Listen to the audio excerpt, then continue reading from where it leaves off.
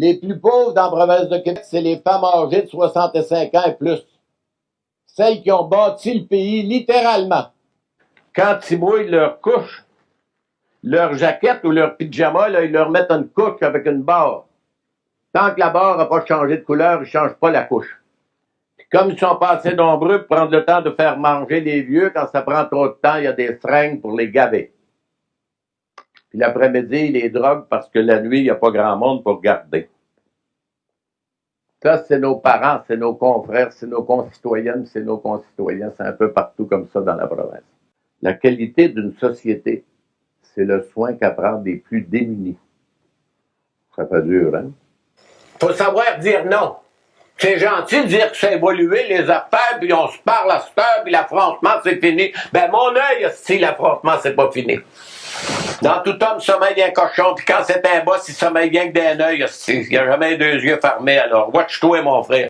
On va se mettre en opposition carrée au pouvoir. On va aider tous ceux qui veulent protester, contester et faire la révolution.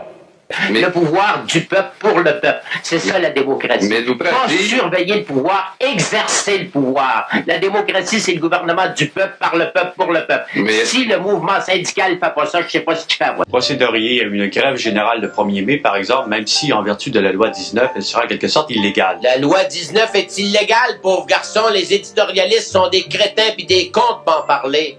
Venez pas essayer de chanter à la population que la loi 19, on est des violateurs de la loi puis des anarchistes. Les anarchistes sont ceux qui ont voté la loi 19. Le droit de grève est dans le code criminel. C'est un pays gouverné dans l'anarchie.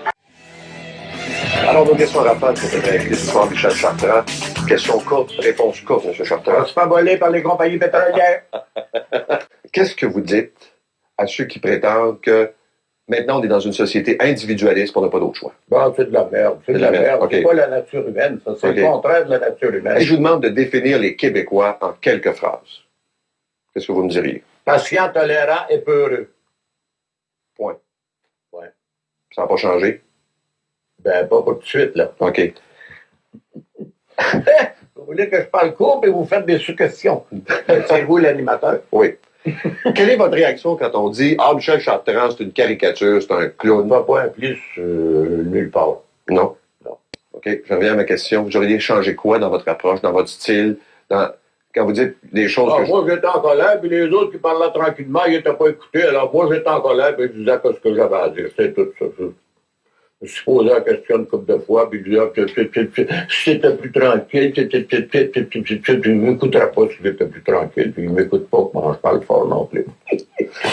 Avez-vous déjà pensé à la violence comme outil pour faire avancer vos... Non, moi, j'ai décidé que j'étais démocrate. Alors, il n'y a pas question de violence.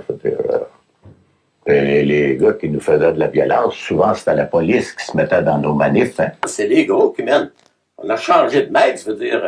Après la Révolution française, ils avaient perdu les princes, après ça, ils ont trouvé les bourgeois.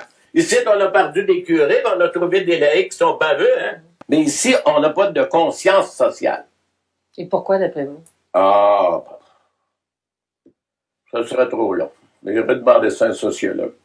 Sauf que je connais pas un sociologue canadien-français qui a étudié les 300 ans de pauvreté que le peuple a subi. Savoir comment est-ce que ça peut nous influencer aujourd'hui. L'homme, il n'y a pas le choix beaucoup.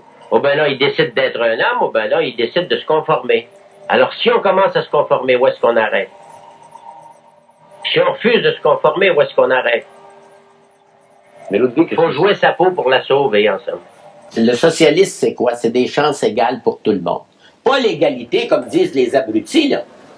C'est des chances égales pour tout le monde, y compris le boiteux, ou ben non, le paraplégique, ou ben non, l'autre qui vient au monde aveugle, ou ben non, sourd. Faut qu'il y ait une chance de s'épanouir. On vient au monde pour le bonheur, puis pour s'épanouir.